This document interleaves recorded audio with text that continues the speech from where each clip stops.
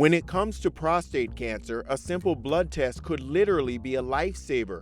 Actor and comedian Ben Stiller announcing Tuesday on The Howard Stern Show that he was diagnosed with prostate cancer about 2 years ago at age 48 after a chance blood test for the cancer called a Prostate Specific Antigen or PSA test. Stiller is now calling for men to start getting tested early, saying the test led to an operation that helped him become cancer-free within 3 months' time. One of the main things I felt was I was really lucky as I learned more about prostate cancer. I learned that, I was someone who had, a case that could be treated. There are a lot of people who can't. Because it's too late. Because they discover it too late. I mean, you got very lucky. Yeah, and that's where I went from being like, oh, poor me, I have cancer, to, oh my God, I'm so lucky. Based on Stiller's story, getting a PSA test before 50 might seem to be a no-brainer, but the debate continues to rage within the medical community as to whether men should start getting screened for prostate cancer before or after the widely recommended age of 50.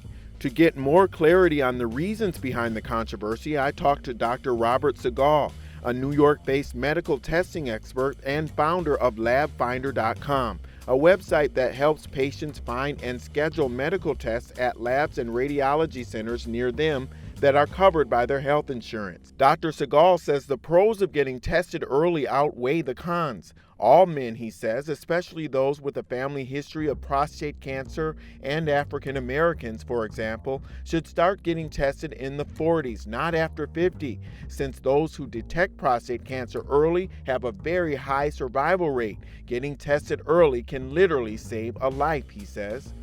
So what are the cons? Quote, some agencies tell us it's not worth testing before 50 because it may lead to an MRI or a biopsy or a visit to a specialist that may incur dollars on the insurance side, he said. Those expressing cons are usually the academics who may believe, quote, we want to save money. Why not wait until 50 when the risk becomes higher, unquote. So where does the American Cancer Society weigh in?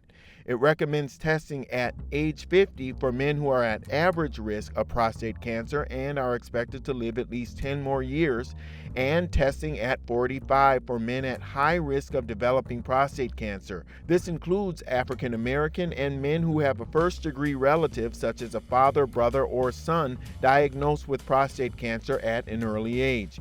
It even recommends testing at age 40 for men at even higher risk, meaning those with more than one first-degree relative who have had prostate cancer at an early age. Prostate cancer, if caught early, has long been hailed as one of the most slow-moving and containable forms of cancers there is.